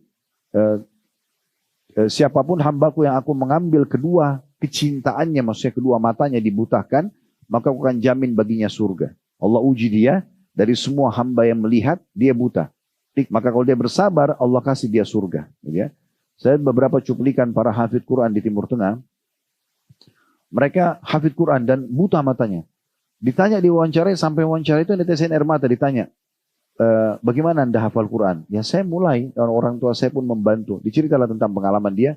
Terus ada pertanyaan terakhir yang sensitif. Kata pembawa acaranya, apakah Anda merasa menyesal, marah sama Allah karena Anda lahir dalam kondisi buta? Dia bilang, tidak demi Allah. Sama sekali. Saya terus mensyukuri nikmat Allah karena saya buta. Akhirnya Allah jaga mata saya dari yang haram. Dan saya bisa hafal Quran. Dan dengan ini saya bisa mendapat surga. Hanya dengan saya bersabar. Jadi ternyata mungkin di pandangan kita mereka susah. Belum tentu di pandangan orang itu dia susah. Ada satu syekh di Riyadh masuk ke satu rumah sakit Bapak Ibu sekalian. Dia setiap pekan dia buat jadwal, walaupun orang itu tidak dikenal sama dia, dia pamit sama pemilik rumah sakit, kebetulan dia kenal, rumah sakit swasta. Dia cuma keliling kamar-kamar, bahwa dia mengatakan Assalamualaikum, karena mayoritasnya Muslim, karena di Riyadh mayoritasnya Muslim gitu ya. Dia masuk rumah sakit itu lalu dia katakan Assalamualaikum, sabarlah, ada hadis Nabi begini, ada yang mau ditanya nggak masalah agama, itu cuma ijtihad dari dia, mau cari pahala ekstra gitu ya. Satu waktu dia masuk ke satu kamar, di situ ada satu anak muda, kakinya digigit karena dia tabrakan, sudah 2 tahun atau berapa tahun gitu. Dia digantung kakinya, susah nggak bisa bergerak. Sampai betul-betul retakan kaki tulang itu sudah bisa disembuhkan baru dibuka. Seperti kita tahu lah kalau orang digigit kaki atau tangannya yang patah ya. Intinya teman-teman sekalian, Syekh ini begitu lihat, dia lihat dari semua pasien ini orang yang paling berat ujiannya. Maka dia bilang bersabarlah ya, mudah-mudahan Allah kasih kamu pahala gini. Tiba-tiba anak muda itu mengagetkan, dia mengatakan, Alhamdulillah Syekh. Saya sangat bersyukur kaki saya patah begini. Kata Syekh, kok bisa? Kenapa kok bisa bersyukur? Dia ceritalah. Dia bilang, saya ini seorang anak muda tinggal di Riyadh yang sangat ugal-ugalan. Dulu. Nakal banget. Semua apa yang saya lakukan, kejahatan saya lakukan. Yang saya bisa lakukan, saya lakukan. Saya malas sekali sholat. Saya tidak pernah baca Quran. Dan Syekh Anda tahu, 2 tahun lalu pada saya pertama ditabrak. Saya marah-marah dengan diri saya sendiri. Marah dengan keluarga saya. Saya marah dengan Allah. Kenapa ini terjadi gitu? Tapi saya tidak punya pilihan. Mau nggak mau harus, kaki sudah patah. Sehingga 1 bulan pertama saya sangat terganggu dengan keadaan saya. Tapi lama-kelamaan keadaan memaksa saya untuk menerimanya. Nggak bisa. Harus saya terima. Saya marah-marah pun tidak bisa membantu menyembuhkan saya. Setelah itu saya mulai melihat di TV, ditunjuk TV di kamar hotelnya. Saya mulai mendengarkan ayat Al-Quran. Karena bahasa Arab dia ngerti. Kalau kita mungkin kita dengan terjemahannya, dia bilang saya mulai mengerti apa yang diucapkan dalam Al-Quran tersebut, mulai saya renungi pelan-pelan. Anda tahu Syekh, semenjak itu saya mulai membaca Al-Quran, saya mulai coba membenahi diri saya mulai sholat, yang dulu saya tidak pernah kerjakan, dan saya mendapatkan ketenangan yang luar biasa. Dan perlu Anda tahu, selama saya di atas ranjang rumah sakit ini, di sini saya hafal Quran 30 juz. Dan saya terus mensyukuri nikmat ini. Itu luar biasa. Jadi kadang-kadang Allah datangkan ujiannya dengan tujuan-tujuan tertentu, gitu kan? Allah mau kita belajar dari kehidupan tersebut. Mungkin itu cara Allah menarik kita supaya kita bisa dekat dengan Dia. Berapa banyak orang lebih dekat dengan Allah setelah anaknya meninggal, setelah bercerai rumah tangganya, setelah berangkut usahanya, ya setelah ditinggalkan oleh teman-temannya misalnya. Banyak orang akhirnya dia jadi dekat dengan Allah Subhanahu wa taala dengan hikmah Allah yang sangat banyak. Baik, selanjutnya Allah menggambarkan juga tentang keajaiban langit ini. Dan fungsi daripada bintang-bintang. Fungsi daripada bintang-bintang. Allah berfirman di ayat 5-nya, وَلَقَدْ زَيَّنَّا السَّمَاءَ الدُّنْيَا بِمَصَابِيحَ وَجَعَلْنَاهَا رُجُومًا لِلشَّيَاطِينَ وَعَتَدْنَا لَهُمْ عَذَابَ السَّعِيرِ. Sesungguhnya kami telah menghiasi langit yang dekat. Ini yang depan mata yang kalian bisa lihat ya. Dengan bintang-bintang. Setiap malam kita lihat bintang-bintang tersebut. Dan kami jadikan bintang-bintang itu alat-alat pelempar untuk syaitan. Di sini sebenarnya lebih makna rajam. Rajam ya, kalau orang dalam Islam kan kalau orang berzina sudah menikah kepergok dirajam, dilemparin batu ya. Jadi rajam itu alat yang digunakan untuk lempar, menghukum. Nah Allah jadikan di sini bintang sebagai rujuman di syaitan untuk membakar syaitan-syaitan tersebut. Dan kami sediakan bagi mereka siksa neraka yang menyala-nyala. Jadi kalau kita lihat langit ini, bintang-bintang ini fungsinya dalam ayat ini adalah yang pertama hiasan langit. Ya. Kemudian yang kedua untuk melempar dan membakar syaitan. Dalam ayat lain disebutkan dia jadi petunjuk bagi manusia. Bintang-bintang itu ya. Orang bisa jadikan petunjuk untuk di tengah lautan. Di hutan itu ada cara-cara tertentu mereka bisa ya melihat. Dan ini fungsi yang sebenarnya. Kalau ada orang yang meramal dengan bintang itu semua tidak benar. Ya. Karena kita berpegang pada ajaran Allah Subhanahu wa ta'ala. Kemudian dipastikan juga dalam ayat nomor 5 ini bahwa syaitan-syaitan pasti akan masuk dalam api neraka dari yang golongan jin dan siapapun manusia mengikutinya berarti menjadi golongan syaitan dari manusia. Dan mereka pun akan bersama-sama dengan syaitan jin di dalam api neraka. Ini kalau kita ingin bahas banyak sekali ayat yang sejalan dengan ini. Kemudian selanjutnya ayat 6-nya walilladzina kafaru birabbihim adzabu jahannam wa bi'sal masir. Ini ayat 6, 7, 8 ya, kemudian 9 semua ini sampai ayat 10 ya. Ini berbicara tentang masalah neraka dan bagaimana kondisi orang-orang kafir di neraka. Di ayat 5-nya Allah mengatakan, di ayat 6-nya, dan orang-orang kafir kepada Tuhannya, berarti ini sudah ada ultimatum. Kalau orang meninggal dalam keadaan kafir, inilah balasannya. Tidak namanya orang kafir selamat di akhirat, tapi mereka dipastikan memperoleh azab jahannam. Dan itulah seburuk-buruk tempat kembali. Jadi tidak boleh orang berpikir untuk masuk ke neraka. Ya, sekarang ada orang olok-olok dibuat cuplikan seakan-akan masuk neraka bisa jadi tempat main-main. Atau yang semisalnya, ini kebodohan yang luar biasa. Artinya sudah kehabisan bahan untuk diangkat di media. Neraka mau diolok-olok. Masuk di penjara dunia aja sudah kesakitan luar biasa. Jauh dari keluarga, namanya rusak. Apalagi neraka. Yang kata Nabi SAW, kalau satu orang nanti yang paling besar nikmat di dunia didatangkan, lalu dicelupkan di neraka, dicelupkan, lalu dikeluarkan. Ditanya, kau pernah rasa nikmat selama ini di dunia? Dia bilang, demi Allah tidak pernah. Hilang semua kenikmatan dunia 70 tahun, dengan satu kali dicelup di neraka. Ini siksaan yang luar biasa. Dijaga oleh malaikat Zabaniyah. Allah mengatakan, Falidu Unadiyah. Ahli neraka silakan panggil siapa yang mereka mau panggil. Sanadu'uz Zabaniyah. Kami akan panggil Zabaniyah. Zabaniyah ini kata Nabi SAW, penjaga neraka dari kalangan malaikat. Yang kalau seseorang menunggangi kuda dengan kecepatan tinggi, berjalan 60 atau 100 tahun dalam riwayat itu, dari awal pundak belum bisa sampai ke lehernya.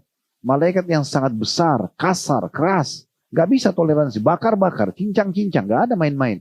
Jadi jangan main-main dengan neraka, harus selamatkan diri dari neraka itu. Jangan jadikan bahan olok-olok, gak apa-apa nanti masuk neraka dulu. Kamu jangan gini, tobatlah, gampang lah, orang muslim kan masuk surga nanti juga.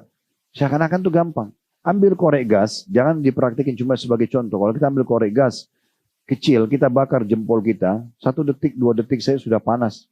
1 menit bisa matang. Operasi plastik, biayanya mahal. Bagaimana kalau tubuh kita ini semua kena api? Demam itu bagian daripada tiupan api neraka. Pernah rasakan demam sampai 38-40 derajat? Saya yakin semua pernah rasakan itu. Bagaimana susahnya kita beraktivitas, kena angin sedikit kita merasa tidak nyaman gitu ya. Nah itu kata Nabi SAW, tiupan, luapan dari api neraka. Bagaimana kalau itu api membakar? Jadi nggak boleh main-main dengan masalah neraka ini ya. Kita harus selalu berlindung kepada Allah Subhanahu Wa Taala. Karena kata Allah itulah seburuk-buruk tempat kembali. Allah gambarkan ayat 7-nya. Idza ulqu fiha sami'u laha syahiqan wa hiya tafur. Apabila mereka nanti dilemparkan dalam api neraka, mereka mendengarkan suara neraka yang mengerikan. Allah yang bilang, penciptanya menggambarkan neraka itu ngeri. Suaranya gemuruh, menakutkan, ya. Jadi kalau Anda dengar guntur biasa Anda takut, nah itu lebih dahsyat daripada itu semuanya. Suara gemuruh, suara teriakan orang, histerinya orang. Ya, sedang neraka itu sendiri menggelegak kata Allah, meletap-lutup, gitu ya. Suaranya keras karena bahan bakarnya manusia dan batu. Manusia itu kalau dibakar meledak badannya kan, nah seperti itu. Batu-batu juga itu kalau makin panas dia bisa pecah dan meledak. Nah, itu hampir seluruh bangunan yang sangat besar neraka itu seperti itu keadaannya. Allah gambarkan. Di ayat 8-nya Allah bilang, takadu tamayyadu minal ghaid. Kullama ulkiya fiha faujun sa'alahum khazanatuha alam ya'tikum nadir. Hampir-hampir neraka itu terpecah-pecah lantaran marah. Ini berarti neraka memiliki sifat marah. Neraka itu bisa berbicara, ya. Sebagaimana dalam hadis ini dikatakan dari neraka nanti akan keluar leher yang akan mengatakan aku diwakilkan oleh Allah untuk menghukum semua orang-orang yang sombong, gitu ya. Orang-orang yang kafir. Maka neraka itu punya suara, ya. Neraka itu marah dengan pelanggaran-pelanggaran yang terjadi kepada Allah SWT yang hanya dihukum kepadanya. Setiap kali dilemparkan ke dalamnya sekumpulan orang-orang, dalam kurung orang-orang kafir, terjemahnya di sini, penjaga-penjaga neraka itu bertanya kepada mereka, para malaikat, apakah belum pernah datang kepada kamu di dunia seorang pemberi peringatan? Belum pernah dengar ceramah? Belum pernah dengar ada orang nasihatin kamu, belum pernah baca buku, belum pernah lihat cuplikan. Di masa sekarang makin canggih teknologi, makin tegak argumentasi pada orang-orang kafir. Gak ada alasan. Hampir setiap saat di handphone kita 24 jam kita bisa nonton apa saja. Mau baik atau mau buruk gitu ya. Dan pasti terlintas subhanallah, walaupun dia biasa nonton yang buruk, ada saja 1-2 cuplikan tentang ceramah. Allah datangkan peringatan bagi dia. Mereka tanya, kenapa kau masuk neraka ini? Dulu belum pernah dengar sama sekali peringatan? Belum ada yang pernah sampaikan kepada kamu, belum pernah kamu lihat cuplikan, baca buku. Maka mereka berkata, mereka mengakuinya. Jadi jangan, ini Allah sudah kasih bocorannya. Jangan kita jadi seperti mereka nih. Di ayat 9-nya, qalu bala, qad ja'ana nadhirun fakadzabna wa qulna ma nazzalallahu min syai'in antum illa fi dhalalin kabir. Mereka menjawab benar ada. Di neraka sudah gak bisa orang bohong lagi. Ya, makin berat siksaannya. Kalau mereka melakukan lagi pelanggaran, sudah tidak ada lagi. Mereka mengatakan benar. Di dunia dulu kami pernah dengar. Ada undangan ceramah di sana. Ada ajakan dari teman. Ada cuplikan dikirim di grup. Wah, banyak banget yang sekarang ini bisa jadi argumentasi. Sungguhnya telah datang kepada kami seorang pemberi peringatan. Maka kami mendustakannya. Kami acuhkan. Dan kami katakan, Allah tidak menurunkan sesuatu pun. Kamu tidak lain hanyalah di dalam kesesatan yang besar. Maksudnya dia menyalah-nyalahkan dulu orang yang memberikan nasihat yang baik. Ayat 10-nya, wa qalu law kunna nasma'u aw naqilu ma kunna fi ashabis sa'ir. Ini salah satu ayat tentang penyesalan. Ada beberapa tablik akbar kami di YouTube, di playlist YouTube. Saya sarankan Bapak Ibu nonton ya. Ada judulnya kalau tidak salah, jangan sampai menyesal ya. Kemudian ada juga sebelum menyesal, ya, sebelum terlambat, itu banyak cuplikan ceramah. Nah, itu kami sampaikan. Dan di antara potongan ayat yang kami bahas adalah Al-Mulk ayat 10 ini. Wa qalu law kunna nasma'u aw naqilu ma kunna fi ashabis sa'ir. Mereka berkata, sekiranya kami dulu di dunia mendengar dan mau memikirkan peringatan itu, mau jawab panggilan undangan ceramah itu, mau dengarin nasihat itu, mau dengarin cuplikan ceramah kami tidak acuhkan yang datang ke media kami misalnya, niscaya tidaklah kami termasuk penghuni-penghuni neraka yang nyala-nyala ini. Kalau kami dulu dengar, kami patuh sampai ajal datang, kami selamat. Tapi kami tidak mau dengar. Maka mereka menyesal. Di ayat 11-nya, fa'tarafu bidzambihim fasuhqan li ashabis sa'ir. Mereka pada saat itu mengakui dosa mereka. Tapi sudah tidak ada manfaatnya. maka kebinasaanlah bagi penghuni-penghuni neraka yang nyala-nyala itu. Penyesalan abadi. Kebinasaan artinya binasa buat dirinya, masa depannya, udah gak ada harapan bagi mereka. Lalu ayat 12-nya, Allah memuji justru lawannya. Innal ladhina yakhshawna rabbahum bil ghaibi lahum maghfiratun wa ajrun kabir. Sesungguhnya orang-orang yang selama di dunia takut kepada Tuhannya, yang tidak nampak, Tuhan Allah tidak nampak dengan mata, tapi dia takut, dia tetap jalankan perintah, meninggalkan larangan, ya. Maka mereka memperoleh ampunan dan pahala yang besar. Ayat 12, ayat 13-nya menceritakan bagaimana Allah tahu semua rahasia kita. Jangan selalu membodohi diri sendiri seakan-akan tidak ada yang lihat, tidak ada yang dengar, tidak ada yang tahu. Yang tersembunyi dalam hati manusia pun Allah tahu. Bapak Ibu rahasiakan, tidak ada yang tahu, Allah tahu isinya, ya. Itu ayat 13. Wa asirru qawlakum aw ijharu bihi innahu alimun bidatis sudur. Rahasiakan saja perkataanmu atau kamu nampakkan, ya. Sesungguhnya dia Allah, dia-nya besar kata ganti Allah, maha mengetahui segala isi hati. Kemudian ayat 14-nya Allah berikan kesadaran buat kita, ala ya'lamu man khalaqa wa huwal latiful khabir. Apakah Allah yang menciptakan itu tidak mengetahui dalam kurung yang kamu lahirkan atau kamu rahasiakan? Sementara dia maha halus lagi maha mengetahui. Maksudnya Allah tahu semua. Oleh karena itu kita harus berhati-hati sekali. Karena Allah itu raqib, ya. Allah selalu mengawasi kita. Mengingat dan mengetahui dan juga akan memberikan balasan sesuai dengan apa yang kita lakukan. Maka kontrol baik-baik hubungan dengan Allah subhanahu wa ta'ala. Lalu Allah sebutkan di ayat 15-nya tentang masalah Allah juga menciptakan bukan hanya langit tapi bumi juga. Dan Allah membolehkan orang-orang beriman untuk menikmati rezeki yang Allah sudah siapkan. Yang penting dia halal dan thayyib. Halal dibolehkan dan berkualitas. Allah bilang untuk cari rezeki. Huwallazi ja'ala lakumul arda dalulan famshu fi manakibiha wa kulu min rizqihi wa ilaihin nusyur. Dialah yang telah menjadikan bumi itu mudah bagi kamu. Maksudnya mudah untuk dijalani atasnya, dibangun di atasnya, dicocok tanam, diambil hasilnya, digali, diambil tambangnya dan segala macam. Bumi Allah mudahkan untuk kamu. Maka berjalanlah di segala penjurunya dan makanlah sebagian dari rezekinya. Dan hanya kepadanya lah kamu kembali setelah dibangkitkan nanti. Dan ini sudah pernah kami jelaskan. Saya sarankan juga Bapak Ibu nonton setelah ini bisa kapan ada waktu. Cuplikan kami katakan ya di playlist YouTube kami itu Tablik Akbar judulnya katakan ya iya untuk sukses ya. Ya memang itu disuruh sukses ya. Akhirat ya, katakan iya untuk sukses gitu ya. Itu seingat saya judul kami pernah sampaikan Tablik Akbar beberapa waktu yang lalu. Tapi yang jelas usahakan dengar di situ karena cukup banyak cuplikan yang kami buat Bapak Ibu sekalian ya. Dan saya khususkan lagi ada kelas khusus seperti seminar sehari namanya Gazwa Akademik. Itu Gazwa itu nama perusahaan kami. Ada Gazwa Akademik ini untuk belajar saja dari jam 8 pagi sampai jam 5 sore. Khusus bicara masalah bisnis dalam Islam. Di Gazwa Akademik Angkatan 1 itu kami bahas 42 alasan kenapa kita harus sukses dan menjadi orang kaya dalam Islam. Itu 42 argumentasi yang sangat kuat. Itu membantah orang yang selalu mengatakan, sudahlah saya nggak apa-apa hidup miskin aja. Nggak, bukan begitu Islam. Islam suruh kita menjadi pakai baju yang terbaik, mobil yang terbaik, menjadi orang yang terbaik. Semuanya boleh yang terbaik, selama kebutuhan dan bukan kemauan.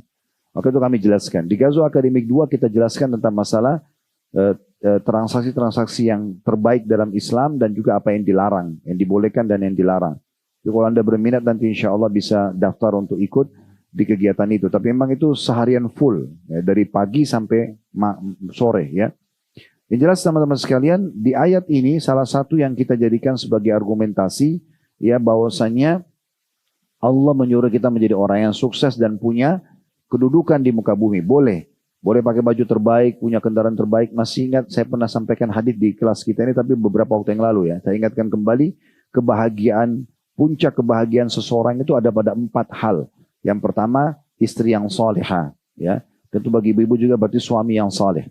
Itu kebahagiaan yang luar biasa kalau kita bisa milikin ini. Berarti karena bisa bersama-sama kita menuju ke akhirat. Kemudian yang kedua adalah rumah yang luas. Yang ketiga, kendaraan yang pantas, yang layak. Yang keempat, tetangga yang baik. Ya, ini urutannya bisa saja di beberapa riwayat berbeda-beda, tapi 4 hal ini ya. Pasangan yang baik, kemudian rumah yang luas, ya, kendaraan yang nyaman, serta tetangga yang baik. Justru kesengsaraan ada pada 4. Sebaliknya, istri yang tidak baik atau pasangan yang tidak baik, kemudian rumah yang sempit, kendaraan yang tidak layak, dan tetangga yang buruk. Nah, berarti kan kita disuruh, baik silakan nikmati dunia, tidak ada yang dilarang. Tapi selama itu dibolehkan. Di ayat 15 sama ayat 16, ini Bapak Ibu sekalian, maaf, ayat 16 dan ayat 17, itu menekankan tentang harus hati-hati dan jangan merasa aman dari siksa Allah. Benar banyak orang melakukan pelanggaran tanpa segera kembali kepada Allah SWT. Seakan-akan Allah tidak akan menghukum dia. Di ayat 16 yang Allah mengatakan, Aamintum man fis samai an yakhsifa bikum al-ardha fa idza hiya tamur.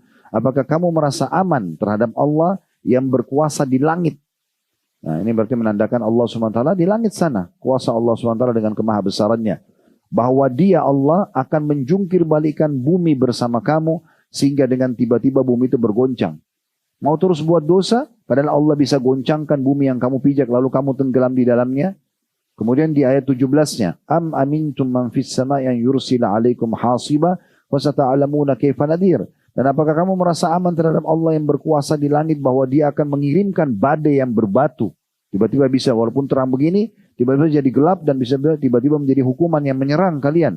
Maka kelak kamu akan mengetahui bagaimana akibat mendustakan peringatanku, kanya besar kata ganti Allah. Sudah diingatkan, gak boleh riba, gak boleh mencuri, gak boleh ghibah, gak boleh fitnah, jangan, hukumannya ini. Tetap mau dilanggar, maka sangat dekat dengan ancaman. Karena dosa dan maksiat artinya pelanggaran. Pelanggaran berarti sangat dekat dengan konsekuensi hukuman. Ya.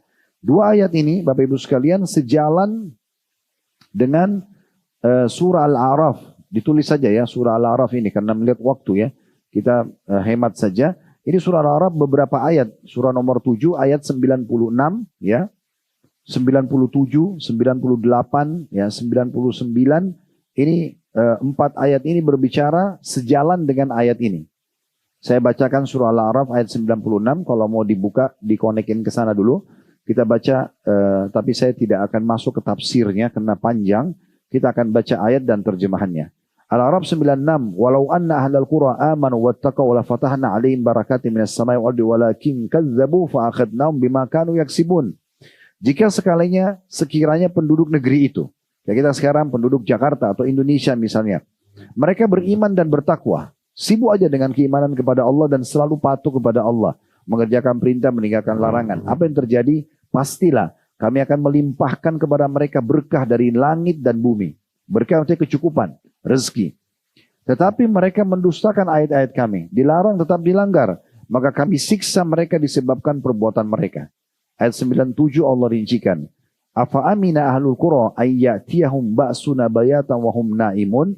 Apakah penduduk negeri-negeri itu merasa aman dari kedatangan siksaan kami kepada mereka di malam hari di waktu mereka sedang tidur? Siapa Bapak Ibu di antara kita yang bisa tahan ngantuknya? Susah sekali. Kita kalau ngantuk tertidur kan setiap malam kita rasakan. Apa jaminannya orang yang sedang berzina itu, orang yang sedang mabuk itu, orang yang sedang tidur dalam kondisi hak-hak orang masih ada di pundaknya dan dia menipu misalnya, atau dia ghibah, dia fitnah, dia belum sempat minta maaf, sementara tidur lalu Allah matikan dia. Apa jaminannya? Lalu langsung mati dihukum oleh Allah. Ini Allah bilangnya, saya ulangi.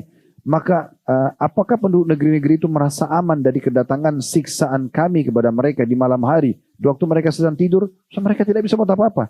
Langsung Allah bisa binasakan. Terjadi gempa, longsor, apalah rubuh atap rumahnya. Banyak banget yang bisa terjadi. Maka kalau ada hak orang lain, selesaikan. Jangan tunggu nginapkan. Jangan bilang nanti aja deh. Ada bisa saya dengar di Indonesia itu gitu. Nanti aja deh lebaran sekarang dirapel minta maafnya. Dari mana ini? Kalau Anda masih hidup, kalau Anda meninggal. Kata Nabi SAW, siapa yang punya masalah dengan saudaranya, selesaikan sekarang. Sebelum tiba nanti hari tidak ada manfaat dinar dan dirham. Kalau sudah meninggal, susah. Tidak bisa negosiasi di dunia. Kalau kita pernah gibah orang, dia bilang, saya mau maafin kamu, tapi kamu bayar sama saya 1 juta rupiah. Ini 1 juta, kita selesai. Lebih baik rugi uang, tapi di akhirat aman. Daripada, bukan saya katakan itu orang kalau gibah memaafkan begitu ya. Tapi kalau ada orang sejahat itu, dia tidak mau maafin kita kecuali dia harus dibayar. Kita bayar dengan uang kita di dunia, masih untung daripada di akhirat dia tuntut. Karena di sana dibayar dengan sholat, dengan puasa. Kita setengah mati ibadah di dunia lalu diambil. Dan kita tidak tahu kadar berapa banyak sholat yang diambil. Ini masalah ini ya. Makanya kata Nabi SAW, siapa yang punya masalah dengan seseorang, selesaikan dunia. Sebelum datang akhirat, Tidak ada lagi dirham dan dinar. Tidak ada negosiasi uang di sana. Lalu kata para sahabat, ya Rasulullah, apa nanti di sana? Amal solehmu atau dosa-dosa dia? Bayar dengan amal soleh. Tidak cukup, dosanya kau tanggung. Dia zina, dia riba, kau yang disiksa. Nah ini kan masalah. Untuk apa punya masalah sama orang? Tadi di pembukaan saya sudah bilang, menuju akhirat bawa dua hal. Amal soleh sama teman soleh. Jangan bawa dua hal. Jangan bawa dosa. Segera taubat. Jangan bawa musuh. Jangan setiap hari bangun tidur sudah tahu belum. Ya. Lalu gosipin orang. Pembantunya orang, suaminya orang, istrinya orang, mobil orang, baju orang, tas orang, sepatu orang. Itu yang diurus. Habisin umur untuk apa ini? Ya, padahal seperti itu. Ayat 98-nya. Masih peringatan. Awa amina ahlu qura ayyatihum ba'suna duha wa hum yal'abun. Atau apakah penduduk negeri-negeri itu merasa aman dari kedatangan siksa kami kepada mereka di waktu matahari sepenggalan, maksudnya di waktu duha, naik ketika mereka sedang bermain-main. Sedang pergi kerja, sedang pergi ke kafe makan atau apa restoran. Mereka aman di situ, bisa aman karena terang. Terus anggap tidak datang siksaan Allah. Berapa banyak orang tabrakan di siang hari? Berapa banyak orang tabrakan di pagi hari? Berapa banyak orang yang datang ajalnya di pagi hari? Banyak.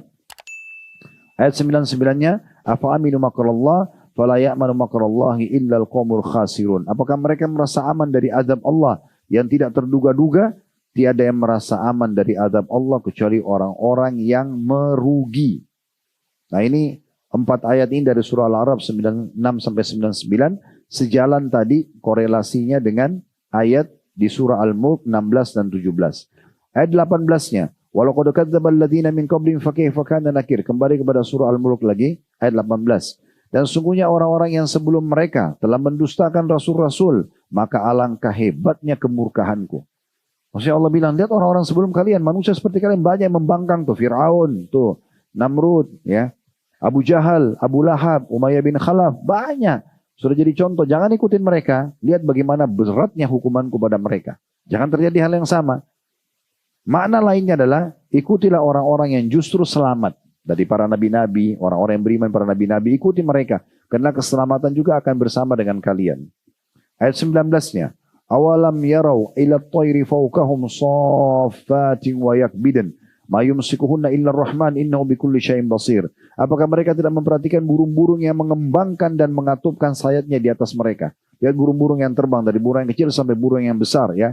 Tidak ada yang bisa menahannya di udara selain yang Maha Pemurah. Hanya Allah yang bisa memberhentikan burung-burung tersebut.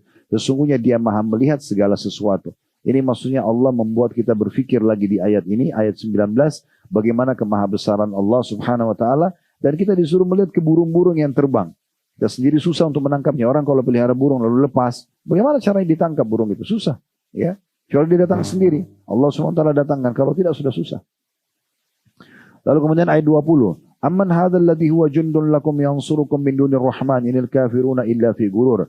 Atau siapakah Dia yang menjadi tentara bagimu yang akan menolongmu selain daripada Allah yang Maha Pemurah. Orang-orang kafir tidak lain hanya dalam keadaan tertipu. Jadi maksudnya di sini Allah ajak berfikir lagi. Kalau kalian butuh bantuan, tidak ada yang bisa tolong kalian kecuali Allah. Kita sakit, yang ciptakan kita Allah, yang ciptakan penyakit itu Allah, yang bisa sembuhkan hanya Allah. Kenapa harus minta kepada yang lain? Dokter Ustaz, cuma konsultasi. Pernah kita sampaikan. Bukan dia menyembuhkan. Makanya resepnya selalu semoga lekas sembuh. Gak ada pasti sembuh. Gitu kan? Gak ada. Dia cuma berusaha saja. Ya. Kemudian juga kalau kita lagi berhadapan sama musuh, siapa yang bisa memberikan kemenangan? Tidak ada kecuali Allah Subhanahu wa taala.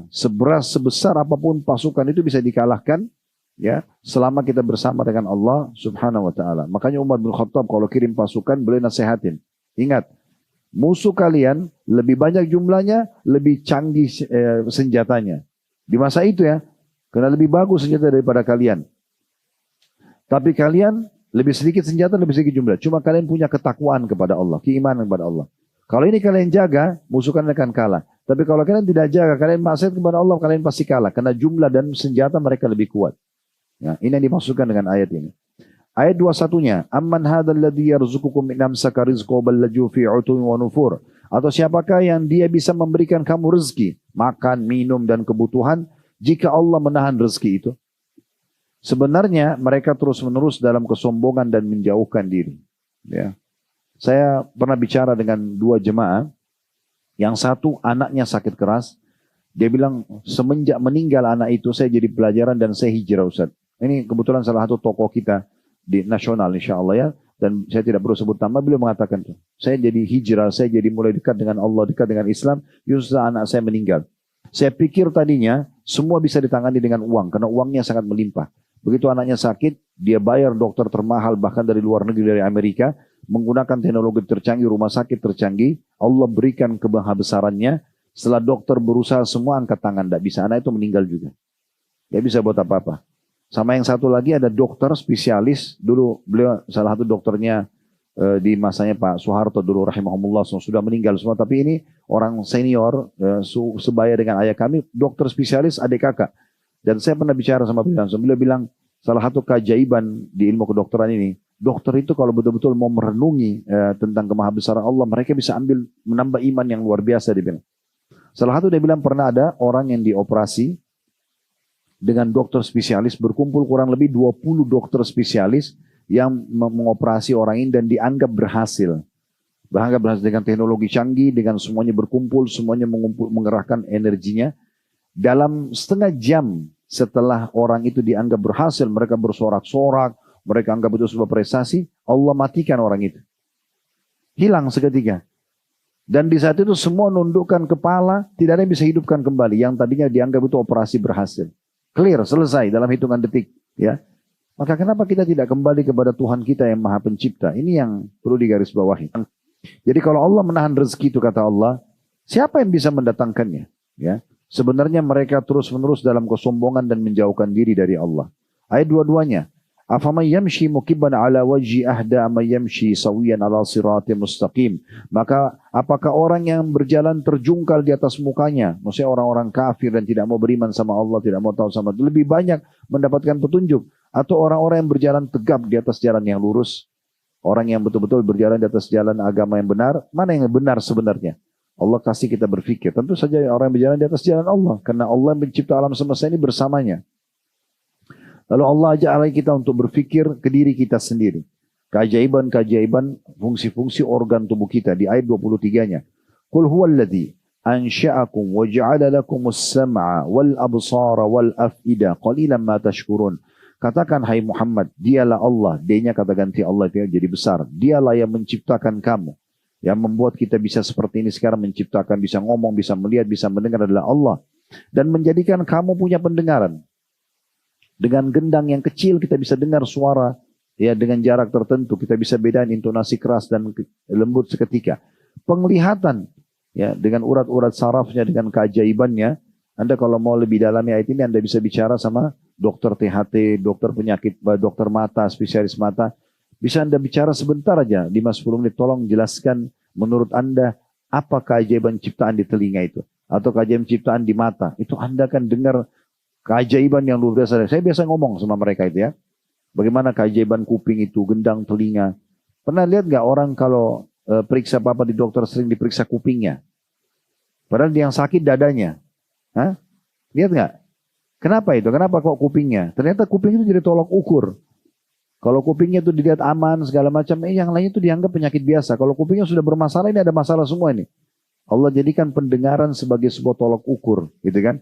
Penglihatan. Orang kalau buta matanya nggak bisa buat apa-apa, walaupun tubuh yang lain sempurna. Itu keajaiban ciptaan Allah SWT. Bapak Ibu bisa pakai mata bertahun-tahun begini, bisa melihat ini nikmat yang besar. Kemudian juga hati manusia, ya, tidak sakit, tidak kena kanker, tumor dan segala macam. Tapi sangat sedikit yang mau bersyukur, kata Allah. Ayat 24-nya. Qul huwallazi dzara'akum fil ardi wa ilaihi tuhsyurun. Katakan hai Muhammad, hanya Dia saja Allah yang menjadikan kamu berkembang biak di muka bumi. Kalau Allah mau kasih anak, Allah kasih. Allah tahan, ya. Dan hanya kepadanya lah kamu akan dikumpulkan. Kamu akan kembali, mati semua akan kembali kepada Sang Pencipta Allah.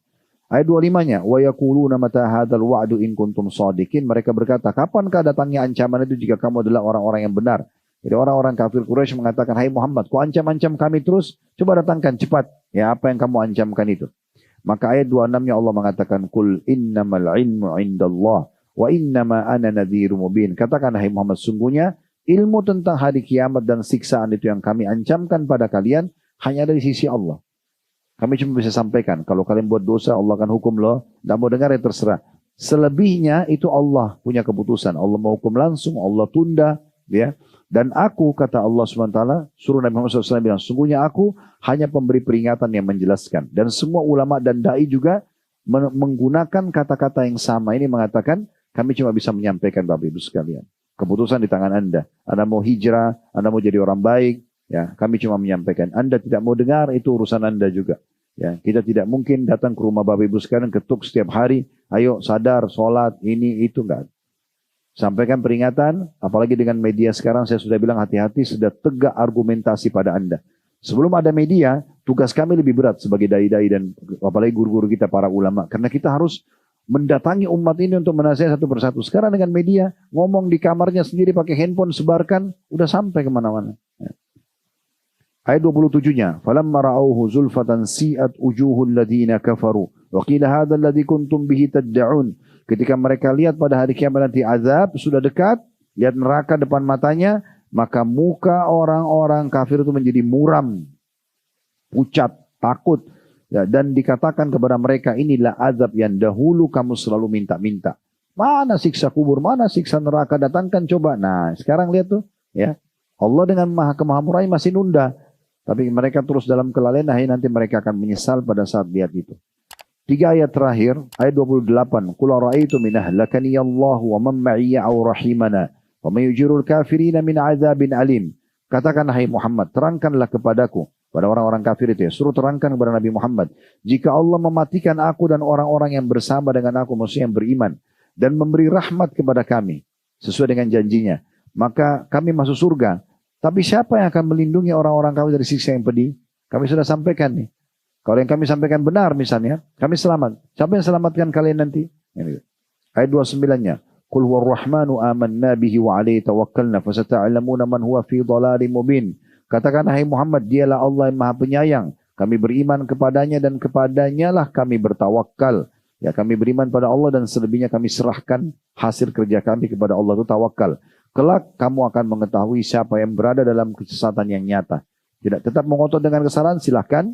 Tapi nanti di akhirat kita akan lihat siapa yang salah dan siapa yang benar. Ayat terakhir, Allah masih membuat kita berfikir, terutama berhubungan dengan masalah kebutuhan kita terhadap air. Ya, Allah mengatakan, Qul ara'aytum in asbaha ma'ukum ghauran faman ya'tikum bima'in ma'in.